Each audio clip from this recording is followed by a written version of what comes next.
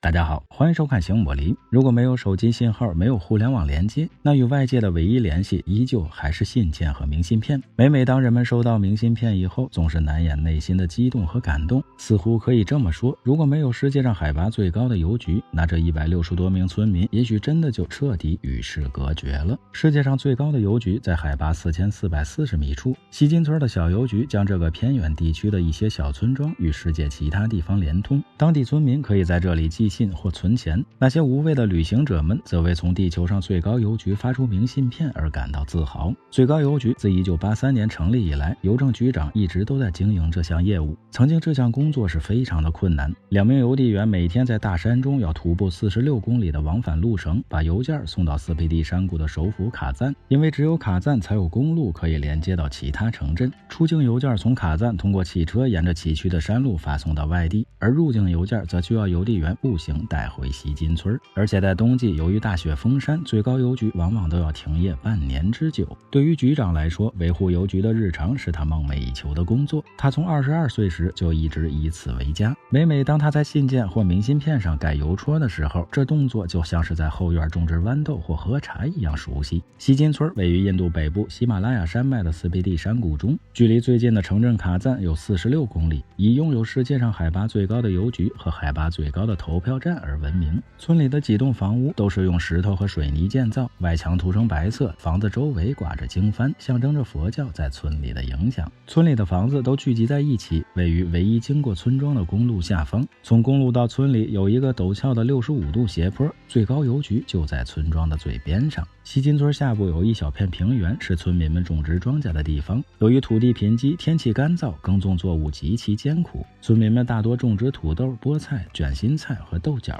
由于西金村有一个非常相似的碗形布局，并且位于另外2个高海拔的村庄之间，因此也很容易被误认为是另外2座村庄的延伸。在喜马拉雅山褶皱山脉形成之前，这几个村庄都曾是印度洋的一部分，因此这里拥有丰富的海洋生物化石。曾经很少有游客来到的西金村也被称为化石村，想找到化石只需环顾4周即可。当然，现在探访最高邮局的游客越来越多，化石也变得越来越少了。不过来到西金村必须要做的事情，一定是到世界上最高的邮局寄上几张明信片。从卡赞出发的斯佩蒂山谷自驾游大多以租车或者摩托车为主，当然也有漫长艰苦的公交车可供选择。在斯佩蒂山谷中，除了世界上海拔最高的邮局，还有世界上海拔最高的饭店和海拔最高的村庄，以及印度一些最古老的修道院。如今这偏远山谷中的许多年轻一代都已经搬到大城市工作和生活，但对于留下来的人来说，邮局是唯一可以与外部世界的连接工具。不过西金村的邮局似乎并不是世界上最高的邮局，你觉着呢？来次旅行长一点姿势，有什么问题请留言，欢迎转发点个赞。最后别忘了下期内容更精彩，我们形影不离。